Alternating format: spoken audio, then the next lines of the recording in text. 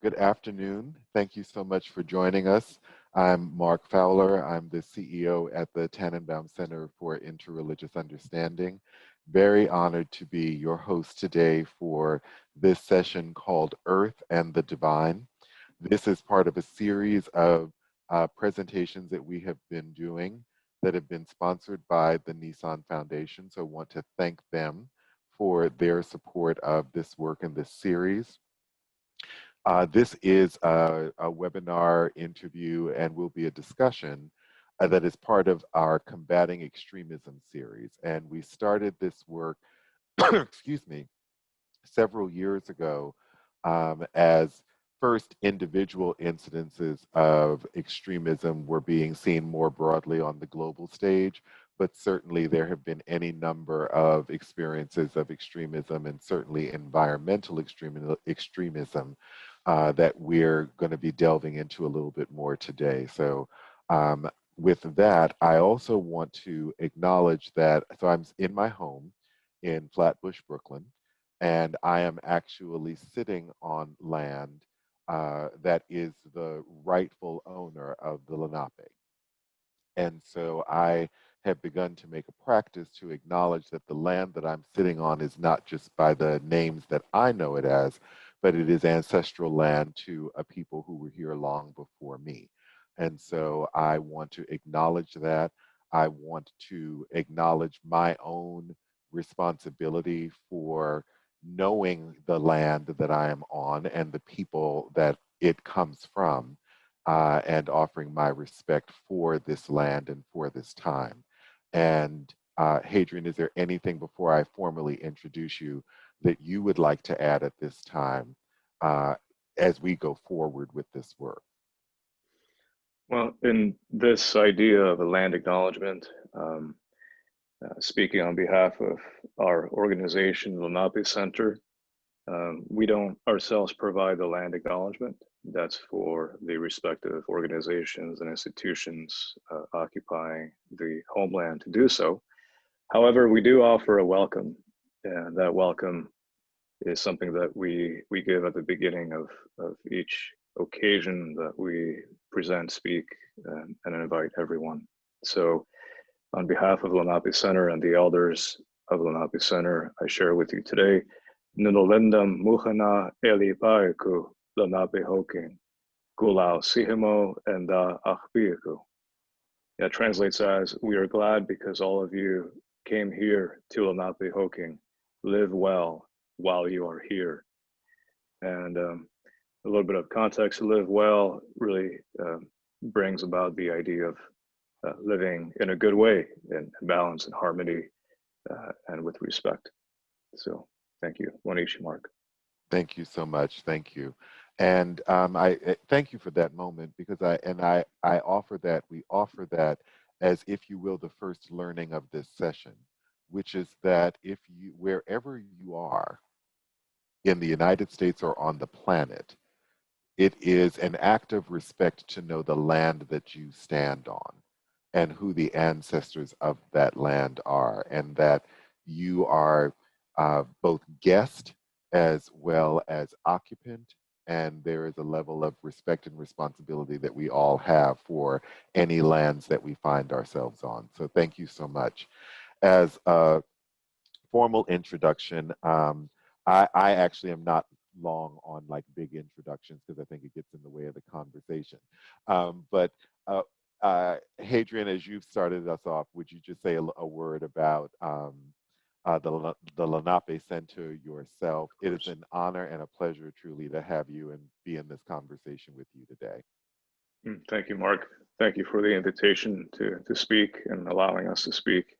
Lenape Center is a nonprofit that began about 10 years ago with the mission of continuing Lenape Hoking through community, culture, and the arts.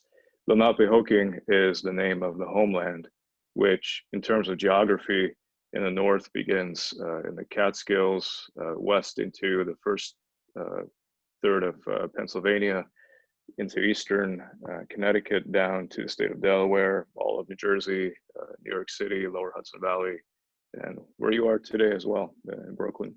So it's a vast homeland, and due to the history of genocide, forced migrations, we have been actively working towards continuing a presence, but also welcoming community home, diaspora home to the homeland through various activities and programs.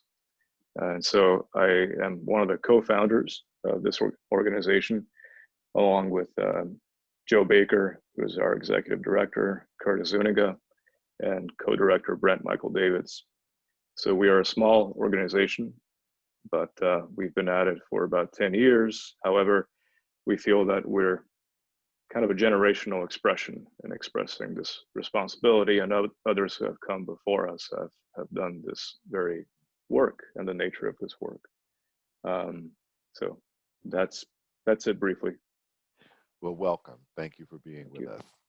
And Gopal, would you please introduce yourself and your organization? Sure. Thank you very much, Mark. It's a pleasure to be here with you and Hadrien to share a platform with you as well. So I'm also in New York, but I'm up in Washington Heights, so a little bit far from Park Slope. And I run a nonprofit called Bhumi Global, which works with Hindu communities internationally. It's actually a very new nonprofit. It's only been in existence for about 2 months. That's because it's the outgrowth of an older program called the Bhumi Project, which was part of the Oxford Center for Hindu Studies.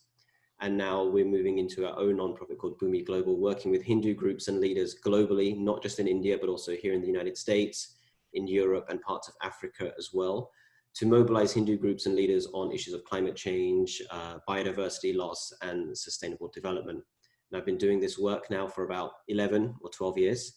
And Bhumi, the word itself, is a Sanskrit word which means Mother Earth. And we used that word because we wanted to convey that the earth is a living being. She is a goddess, not an inert object. And I think that's very apt for our conversation here today.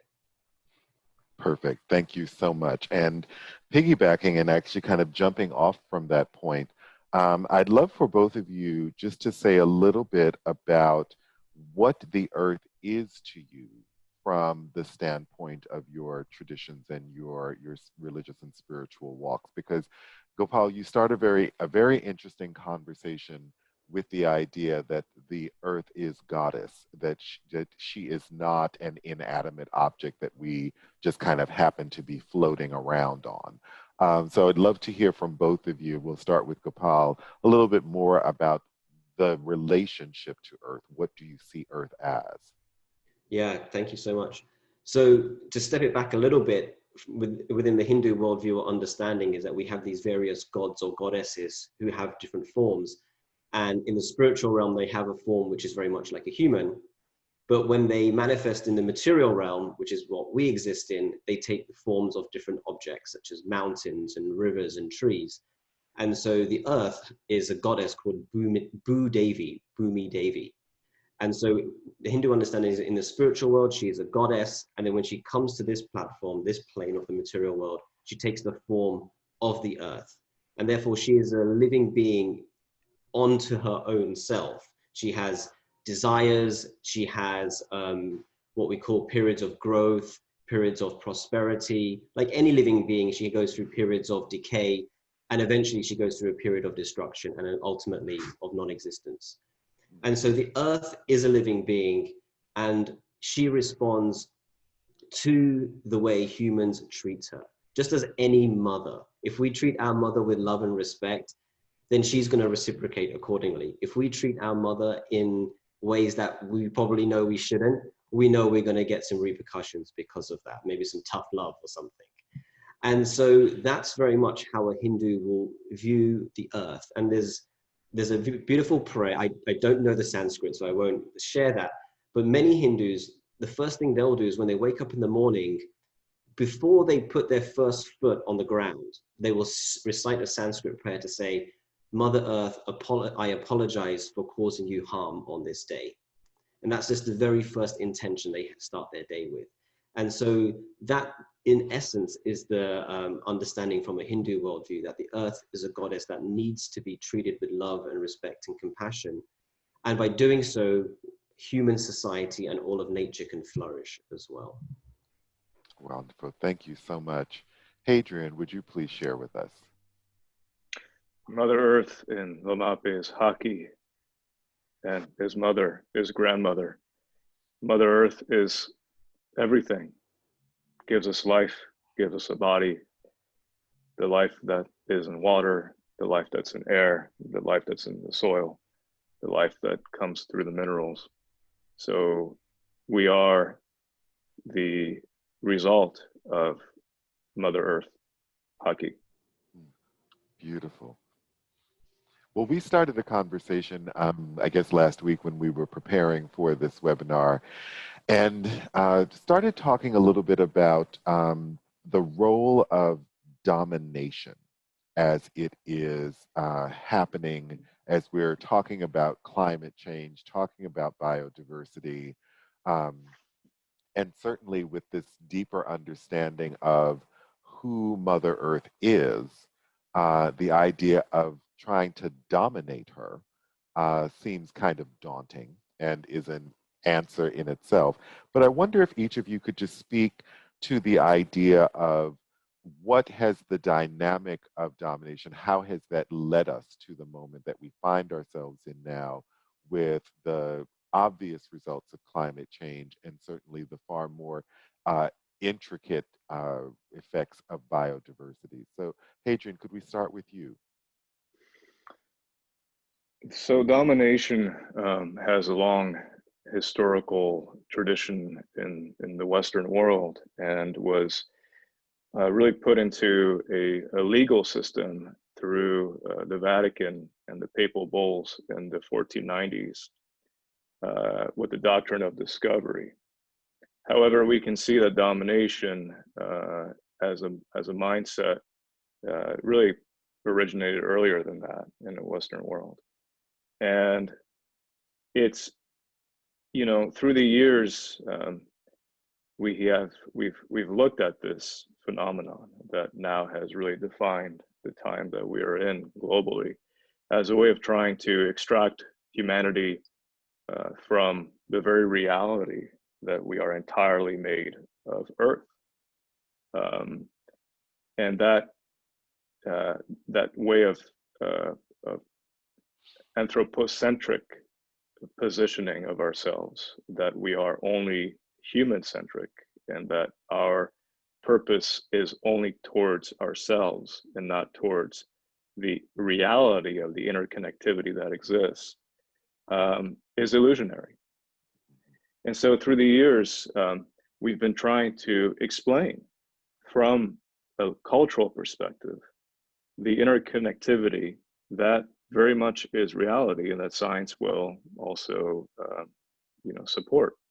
And that is expressed in Lenape through Lankan to Wakan, which means peace in a relationship. And that we even contributed a chapter to a book on sustainable development that was published by the German Federal Ministry of Economic Development in 2015.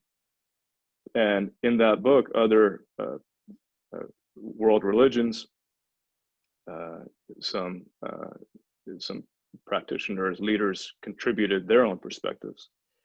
And it was interesting to see how, beyond the fact that there are connected points of understanding of a relationship to Mother Earth, it's the idea that we were trying to somehow educate an audience of Western governments and kind of global capitalist governments about the nature of interconnectivity of a system of, just as you said, Gopal, whatever you do to the system, it'll come right back to you because it's one system. You know, there's one bubble of oxygen. But now we're really thinking that,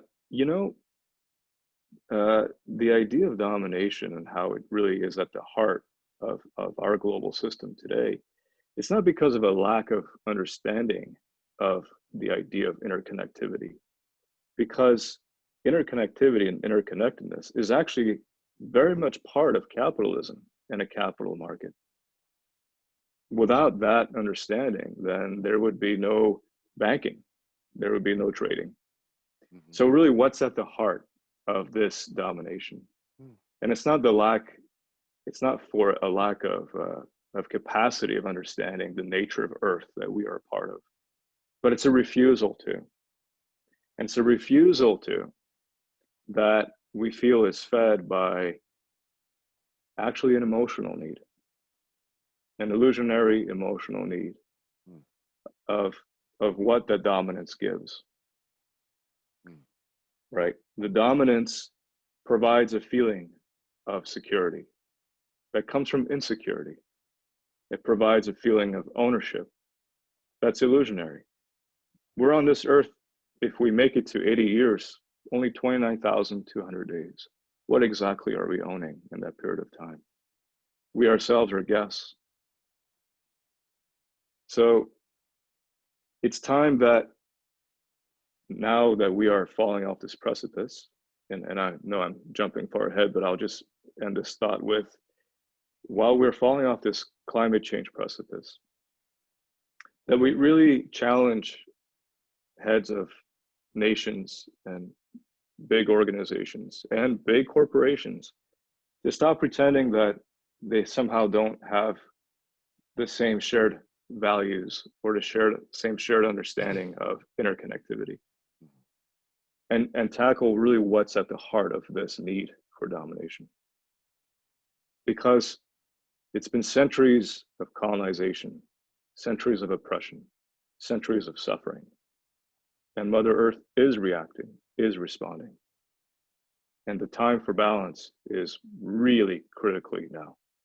Yeah, that's great. That's amazing. Thank you so much. I mean, you've actually, you're actually informing some other talks that I'm going to have in a couple of weeks. So thank you for that, and I will quote you. But I do think that I love the language of illusion, and that we do acknowledge that we are interconnected, but that there's something else at play that allows us to discount the knowledge of that and almost to ignore the knowledge of that. Gopal, what would you say to this whole idea of domination and its impact on climate change and biodiversity? Yeah, it's well, we can trace it back. You know, we can probably trace the day, or definitely we can trace the decade or the year. It's the Industrial Revolution. We know from that time on, carbon emissions have been increasing significantly, and global temperatures have been rising since then. If you look at the charts, it's very clear. Industrial Revolution started I'm from England, started in England, you know, so you can, I think Birmingham to be precise, maybe not, but so you can trace it back to there.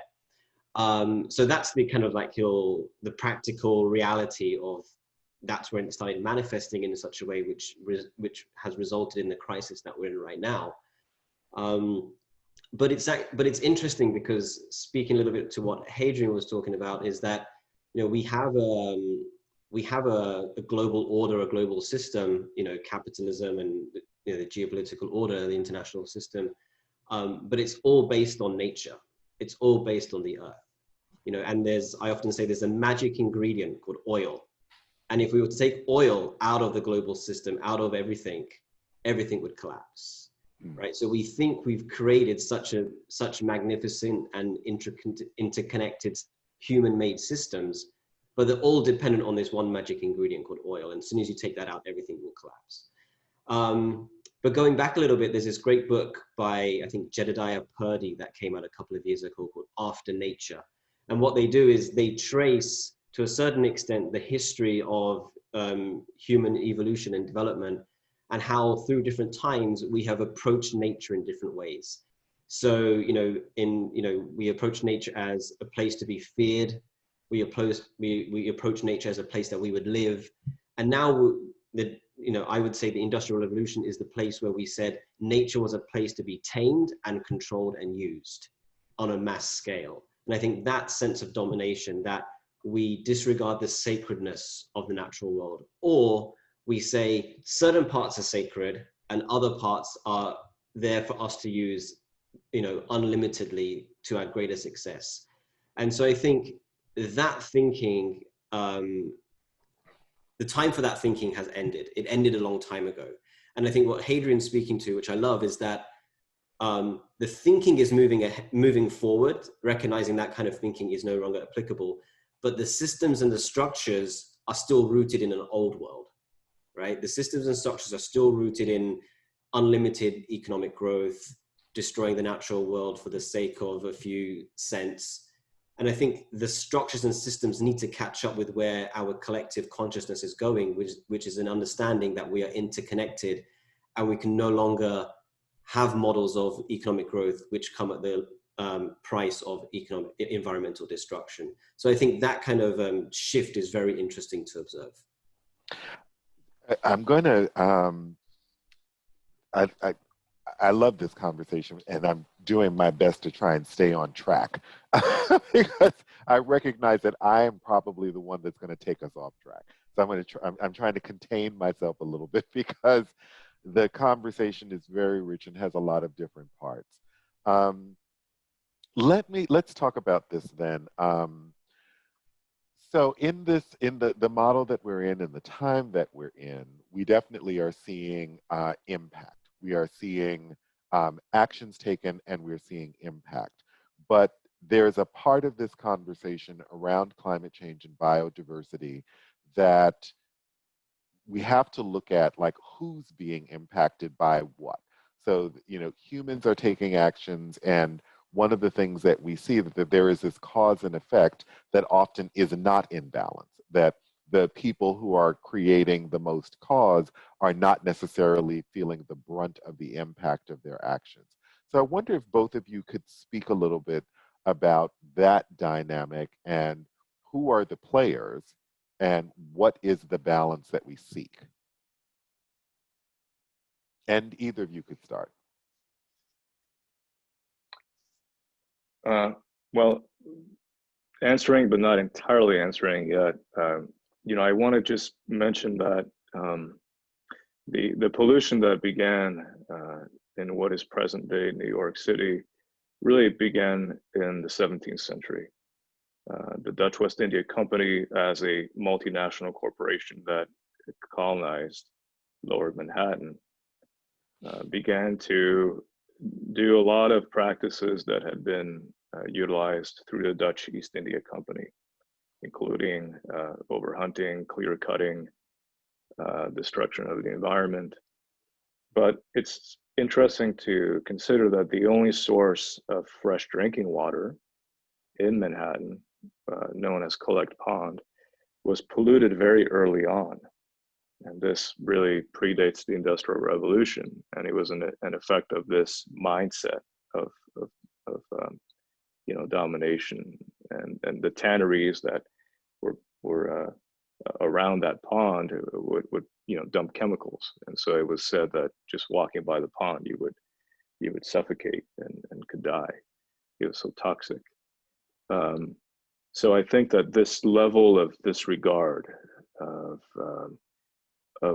valuing profit as a responsibility over everything else still very much the center of really overriding morality, rational thinking, compassion, empathy, care, right? That there's a responsibility towards that profit, quarterly profits, the board that wants to see that growth, as Gopal, you mentioned. So, at which point are we going to see an effort that really includes the players that are the corporate heads to steer us in different directions? There's no lack of brilliant leadership in world governments and the UN and all of that. And in many ways, how many times do we need to gather and talk about these things? But where are the heads of these corporations, right? Where are the heads of industries that very much are at the helm of our global capital system? So I'm going to just offer something to consider, and you all can figure out where you want to incorporate it in the rest of our time together. But there's something that's occurring to me now in the conversation, which is the idea of enough, or the idea of sufficiency. And what made me think about that, Hadrien, was when you were talking about the overhunting. that, you know, there's a difference between hunting or gathering for what is needed, and even in terms of storing for what is anticipated and what is needed, but what is sufficiency at this point? And I do think that I'm just putting that in the background that, you know, as we continue the conversation, if there is a way for you to address that, I'd love to hear what you all think about that. Gopal, what would you say to this idea? Yeah, well, there's well, to tie these two strands together about enough and, you know, this idea of who's responsible and who's going to suffer. Well, I'll start off with a quote. It's a famous quote from Mahatma Gandhi, who said that in the world there is enough for every man's need, but not for a single man's greed. You know, understanding that the natural world provides for everyone in sufficiency. You know, there's no lack in the natural world. But as soon as we start to overexploit, as soon as that greed comes in, that's when we find the imbalance that we're seeing right now. And so this understanding, I mean, to take this to the, you know, the UN climate negotiations level, you know, one of the big sticking points in the recent years of the negotiations is this idea of loss and damage. That recognizing that because of climate change, there will be countries and populations and parts of the world that would significantly lose a lot in terms of land mass, in terms of lives, in terms of people dying, and places that will also be damaged as well. And you can take that to the global level, or we can just take the United States.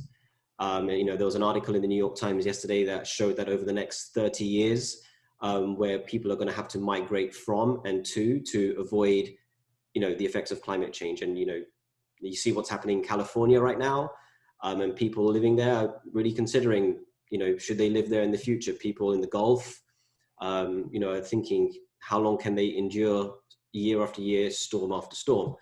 And so this understanding of that, those who have contributed the most to the climate crisis and the biodiversity crisis, those countries by and large will be mostly okay in the, you know, in the medium term, at least, I think, because they have the financial resources to kind of adapt and so on. Like, I understand that I think New York State or New York City will spend $100 million to build a seawall to protect New York City.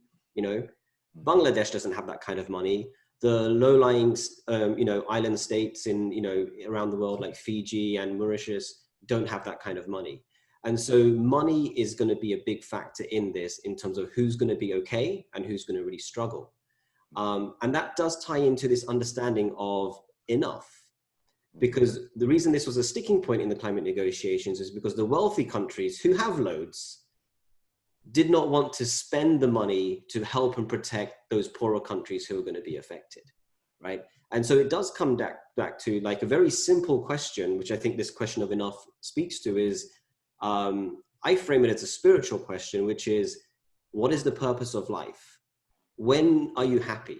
I think statistics show that in the US, your level of comfort up to $75,000 income increases, and after 75,000, your quality of life doesn't exponentially increase, right? And so $75,000 income is comfortable here in the US. For certain parts of the world, that's very, very, very comfortable, right? So we have to kind of calibrate between different countries and recognize that although we are struggling in the Western world when it comes to climate change issues, our struggle is nothing really compared to countries and low-lying states which are going to be extinct, which are going to be decimated in the coming decades. And that's a really hard conversation, because how do you decide who gets to live? Mm-hmm. And essentially, this is what these conversations are getting at. It's like, how are we going to decide which countries we're going to help? Mm-hmm. And are we just going to focus on our own? And that's very difficult. And I think that's where a spiritual, religious voice needs to be at the table to kind of inform those conversations, because they're not economic conversations. They're conversations of the heart, the conversations of the spirit. So yeah, so this is going to be much, much more pronounced over the coming decades around who has responsibility and who's going to act on behalf of those people who are going to suffer. And if I may just add to that, you know, I think that the U.S. has really, through the past decades, and I think especially since World War II, done this incredible job of promoting itself, right? And through marketing, the paved golden road of opportunity and all the merits of democracy and free market. But that's always been really from the perspective of U.S. interests. It's a U.S. interest centered perspective, not really an altruistic one. And I think that there's somehow this idea in some folks around the world that the First Nations who are holding this wealth are going to step in and provide sufficient aid. And I think that isn't going to happen if it's not aligned with U.S. interests. And I think that what we've been seeing, this type of isolationist policies of kind of a retraction, which is also a moral retraction, very much plays into the foreshadowing and understanding that the next decades are going to be absolutely brutal for much of the world. And now it's kind of washing ourselves of any responsibility towards the rest of the world. So I think a lot of the political movements that we're seeing are very much part of this very self-centered, anthropocentric and US-centric and responsibility only to ourselves. I think that's deep down, even when people who may not be expressing those sentiments, they somehow feel it deep down. So it's really interesting because there are two things I'll say very quickly. One is there are two movies that I've seen that kind of talk about these points, and whether you like them or not, I like them. One of them was called The Day After Tomorrow.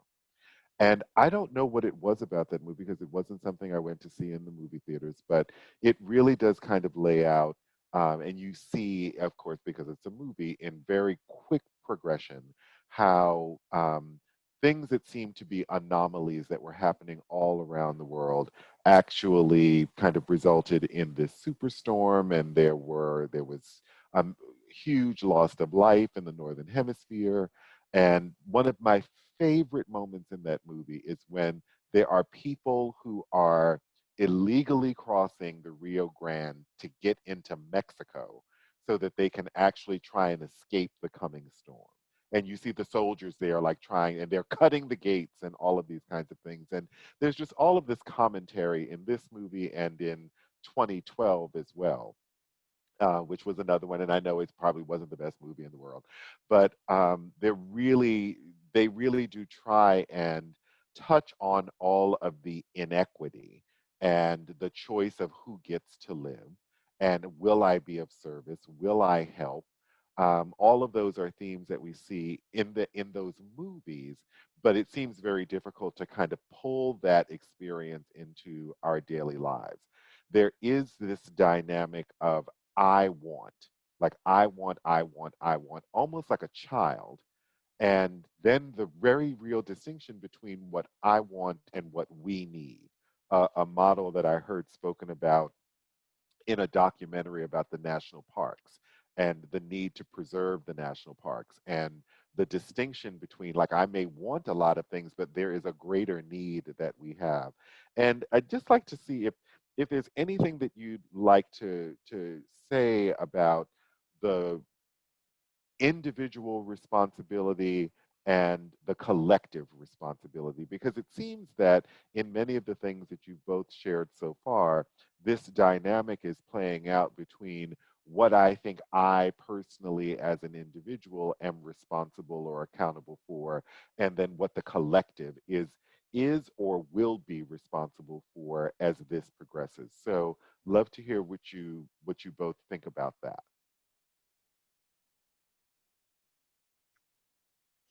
Gopal, why don't we start? Yeah, it's interesting because, personally speaking, I feel I inhabit different cultures and different worlds, because I'm a Hindu, so I belong to a religious and spiritual tradition from the East, but I was born and raised in the United Kingdom. That's why I sound funny, because I'm from England. And so I have that kind of British upbringing and sensibility, but now I'm living in New York City, you know? So like, I feel like I can step or move between those different worlds and have insights into those different worlds. It makes me sometimes a little bit schizophrenic, my friends will tell you, but I think on the whole it's good. But I think it is interesting because from wearing my Hindu hat, the kind of the individualistic, kind of like a rights-based approach or framework doesn't sit so comfortably with me. I'm much more comfortable with my Hindu identity talking about collective responsibility and individual responsibility rather than individual rights, and approaching the world that I have a responsibility to not harm other people and the natural world. I have a responsibility to care for other people and to be a good person, because I have a responsibility to maintain the common good. And then in England, there's a little bit of that. But what I see really a stark difference is, you know, England and America. When I moved here a couple of years ago, just the stark individualistic nature of American society really struck me hard. And I still struggle to fully understand it, even though I'm living here now. And, you know, the example is around the current, there's the current debate, quote unquote, around wearing masks. You know, it's not a debate. You know, the science is there, the facts are there. But the fact that we have a culture now where it's okay to do whatever you want, regardless of the harm you're going to cause another person, I just can't understand that. And I think that really needs to be examined, because that's detrimental to us as individuals, but it's detrimental to the common good. And we're seeing it's detrimental to the earth as well. She's suffering from that kind of individualistic approach. And so it's interesting because, you know, Hadrien was talking earlier about globalization, the global capitalist system. You know, what we call globalization is really a globalization of Western thinking and Western thought. You know, and if we were to bring Eastern and indigenous understandings to the global platform, I think that would be a really interesting conversation. Because, you know, you go to India, you go to Japan, you go to other Far East Asian countries, you know, they've responded to the virus in different ways, because I feel there is more of a sense of I have a responsibility towards the common good. And we see in the United Kingdom and America, where that individualistic nature is so strong, they've been two of the countries which have suffered the most. And so I think that's a really practical, real life example we're living through right now around different ways of approaching around individual rights and individual responsibility. And I think that really does play out when we're talking about climate and biodiversity. Hadrien? And along that line, Gopal, I think that's one reason why I'm not so sure that, even given the financial enormity and advantage of the US, that long-term the US will fare out better than other places. Just because the inability to have a type of collective action towards anything is now also being completely amplified, that the whole essence of truth is being questioned, and how the echo chambers of social media are giving each individual their own augmented sense of reality that may take them really in all different types of fragmented directions. But to go back a little bit, I think that in knowing some of the Lenape understanding of responsibility of community, the collective, and individuals, there is a balance that's inherent in Lenape tradition between the individual and the collective. So the tradition of knowing that each individual has their own unique name, song, gifts, attributes. Those are within the order of everything, the uniqueness of each of us, of each element of nature, each rock, each tree, each cloud has a unique quality. But it's balanced with the knowing that those attributes, those gifts, are meant towards the contribution to the collective. And I think that's where we've fallen off course in terms of where we are today on a mass scale, is that how do we begin to understand that these blessings of qualities that are very much abundant. You know, I sometimes will give a presentation in the classroom, and I'm just absolutely just in awe at the sheer intelligence and brilliance that is just in one middle school classroom. And I think, wow, just put these kids in charge of the world and they'll fix it all, right? And so how do we understand that these gifts, which are really ultimately gifts from Mother Earth, are there for the contribution for the well-being of all?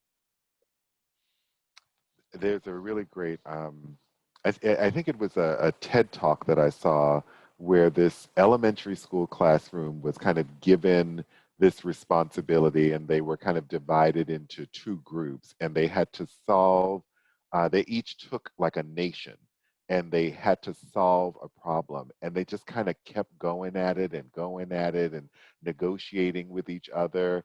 And there was kind of like one country that was left, and somebody had to give up something for that country to be able to participate. And then they figured it all out, and they're just jumping up and down. And I mean, literally, this took place over a couple of class sessions. So I very much understand, as a former school teacher, I certainly do have been in the presence of that brilliance that you're talking about, where you just kind of want to say,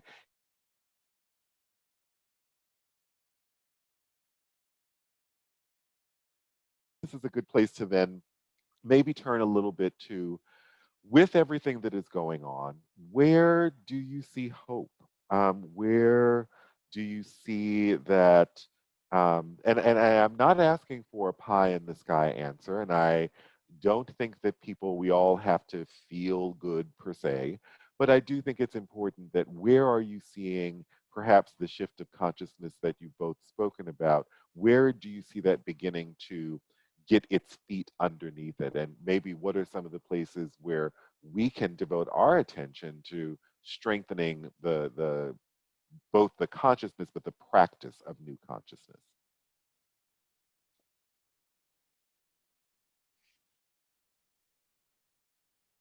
Well, it's just the two of you, so someone's got to go. Well, I again, I do think that not to place all the responsibility on younger generations, but simply objectively realizing that within young people, there are just formidable ways of seeing very clearly the world that we now have created. And I think that we can instruct them as to sharing the knowledge that has been acquired thus far, but they are our leaders. Deep down, they are the ones who will lead all of us. So I think there's a massive generational shift that's happening, and we need to pay attention to that. So I think it's, for me personally, beyond the idea of hope. For me, it's a clear indication of a direction that will happen. And I think that we need to not be afraid to work in those hard places. I think we need to not be afraid to speak up. I feel sometimes, especially in the Western world, this type of feeling of job security, not wanting to rock the boat. I'm all right, you're all right. And this difficulty to really express the heart of the matter, because I think people are afraid to, be seen in a certain visible light, lose their social status, be reprimanded, criticized. And I think we need to surrender to the fact that we are at this time of falling off this precipice, realize that it's actually an enormous gift and responsibility, that we are given a platform, whatever that platform may be, that we need to think beyond what has been said before. We need to create new systems. We need to not be afraid to criticize everything that has come beforehand in a way that's intelligent. I always find that it's amazing that the moment that one begins to speak about global capitalism, that immediately it's like, well, what do you want, communism? well, why are there only two systems in place? Why is it a dichotomy? Why can't we, just as Tesla thought, well, let's look at a car and really, what is it? And how do we make it better? We need to do that now and not be afraid of doing so. It's great. Thank you, Hadrien. Gopal? Yeah, just to build on that, it's cliche to say the young people, and I've been in forums where I've been called out for that, because it sounds like we're putting the responsibility on them and like saying like, oh, we're not going to do it, or we can't, it's going to be the young, like we messed everything up and they're going to sort it out. That's not the case. We have to do the work ourselves. But I think despite all the shortcomings and the problems that social media brings to our world these days, I think the fact that young people are growing up in an interconnected way, that they're able to access other cultures and other belief systems very easily, it's not comparable to any time in human history. I think that shift over a long term is going to be really, really fundamental to correcting our course. And I will just say, just honestly, from someone who's a Hindu who practices meditation and so on, I'm just amazed at how much yoga and meditation has taken on across the United States. And that system, it's not a belief, it's a practice, it's a scientific practice from India, which really raises one's consciousness and awareness of themselves and the world around them. And the fact that there's a yoga studio on every street corner in New York, just as like there's a Starbucks, I think that also will have a long-term change on the American psyche, on individuals, because they will recognize that it's not about them, because yoga is about connecting with the divine. It's about connecting with others and being true to yourself. And I think that also will have a long-term shift in people's hearts and minds around how they live their lives. And so I think I'm really hopeful about those two things: the younger people being exposed to other cultures, and the shift in consciousness that yoga, meditation, Buddhism is bringing to America and the rest of the world. I think those two are going to be really big game changers going forward. It's really powerful. So we do have a little bit of time before we end. And so I'd like to ask if anyone has a question. We are an intimate enough group where if you'd like to ask a question, you can, I think I've enabled it so that you can unmute yourself. But if you would just raise your hand and let me know that you have a question, then we would love to hear your question in the space.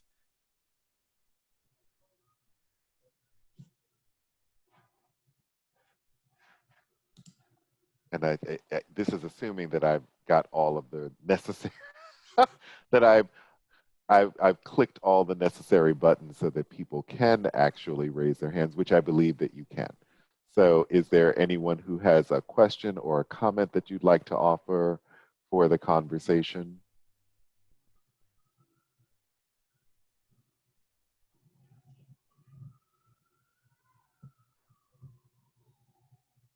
So it seems like you've covered it all.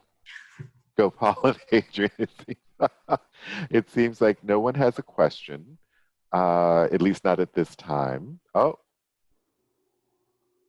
okay. Let me just try. There you go. Okay. You may have pressed the button because it said I couldn't unmute, so maybe that's the case with All right. Well, people there. Okay, there's a question. Oh, okay, so we do have an idea. We have a question here from Abigail. Can anyone speak to the idea of domination theology found in the Bible? And if either of you don't mind, I would like to try and address that a little bit. This actually, Abigail, you're kind of reading our minds, because this actually came up when we were speaking in preparation for this meeting. And so one of the things that I think, depending on both which version of the printed Bible you read and the manner in which it's interpreted, that being given dominion over creation, that was originally a conversation by God to Adam, was really about stewardship and relationship and care, not ownership. And by bringing creation to Adam, there was this opportunity for Adam to name everything so that Adam would actually have responsibility for the things that he was giving name to that God had created. So I do believe that the conversation about domination happens both as a result of which Bible you're reading, which version you're reading, because there, for instance, is difference in language between a King James version of the Bible and a New Standard version of the Bible. So that would be what I would say. But I do think the dynamic of domination is something that has played out throughout traditions, but it shows itself in different ways. And where it has shown itself distinct, and then you've got so much diversity within Christianity, that how domination shows itself or how it has evolved over time has also been given by that illusion of separation, that somehow we own creation, or creation was given to us as opposed to a responsibility we were expected to maintain.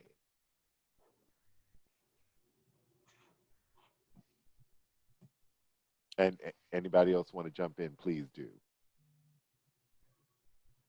I mean, I'll just say that, you know, we blame, but we you know, we're looking at this, or we're talking to a certain extent through Western domination and, you know, and so on. But I think what you're saying there, Mark, not just across Christian traditions, but I think across all traditions, that sense is there, and it has come up throughout time in various circumstances. And just speaking from a Hindu perspective, it says in the Hindu text that one reason human beings are here is because we want to dominate, is because we want to control. And actually at the heart of Hinduism is to kind of change that framing from one of control and domination to one of service, right? And so that's why you hear a lot of Hindus saying, how can I serve? How can I be of service, right? And so I think for all of us, I think that's the shift we need to go from even just trying to control the climate crisis to, okay, how can I serve? How can I contribute to the solution? How can I be of assistance? You know, Bob Dylan sang, "You got to serve somebody," right? I mean, one of his famous songs. So who are we going to serve, right? Rather than let us control, because I feel like that's also very much a Western, even if we say it's not Christian, I still find it to be still very much a Western approach. Like, we have to control the situation. We have to control climate change. The earth is a living being. She knows what needs to happen, right? If we can just serve her interests, if we can serve other people, the solutions will come.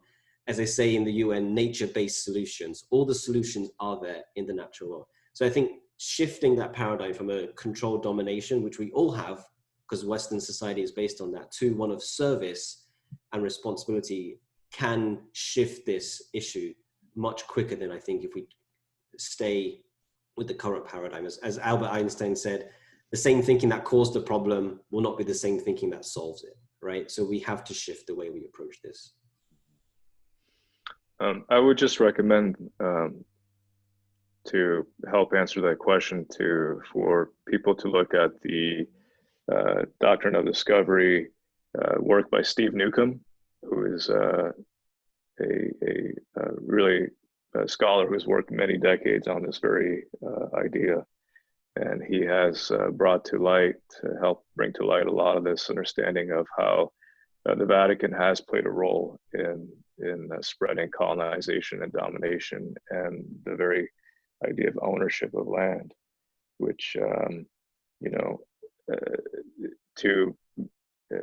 within the original understanding of place of Mother Earth, there is no, in Lenape understanding, ability to take Mother Earth to a geometric plot, an abstraction of 4 lines, and place an abstract monetary value when it's life itself, right? And so that's what I would recommend. I personally am not a scholar of Christian theology, but I do think that his work has been very impactful in bringing light to this question. Thank you both. I think we have time for one more question before we complete. If there's anyone else who has a question or a comment that you'd like to offer.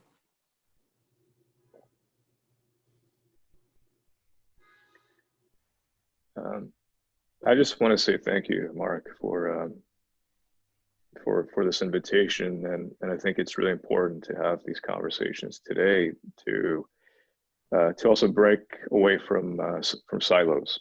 So anytime we can take part in expanding the conversation and breaking out of the silos, I think that's very worthwhile. So thank you. Thank you very much. So I will. I see. So our last question then is from Gregory. What kind of relationship with the land do you imagine or dream of?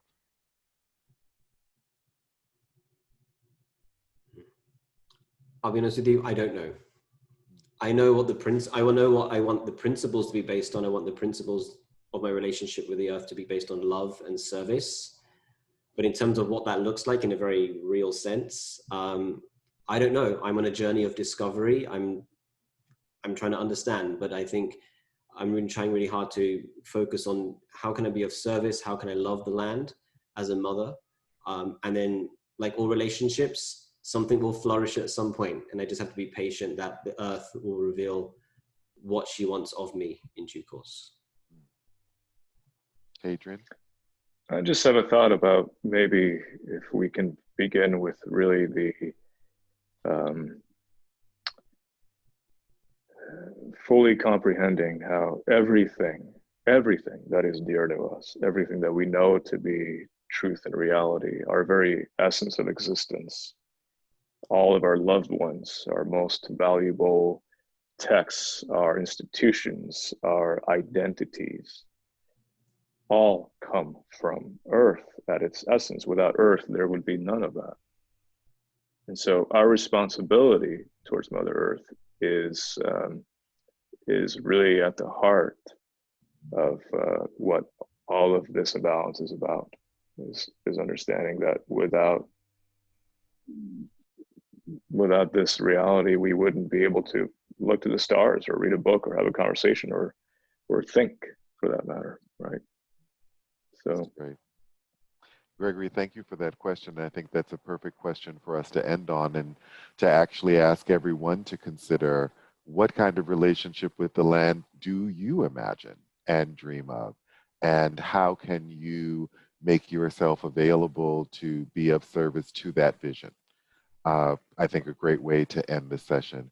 Hadrien, Gopal, thank you both so much for such a delightful and deep and meaningful conversation about Earth and the divine, climate change, biodiversity, and all of the ways in which we can all grow and learn and love more for this time that we have on this planet that we've been gifted. I want to thank all of you who've joined us for this webinar. It will be available on our YouTube channel and probably in a couple of days. So I do encourage you, if you've enjoyed it, once that link has been made available, to please share it with others, and to consider joining Tanenbaum's mailing list for other upcoming sessions that we'll have. You can also follow us on our social media handles, Tanenbaum Center on, is it Instagram and Facebook, I think is Tanenbaum Center. And you can also find us on LinkedIn. And thank you all very much for your time today, and be well.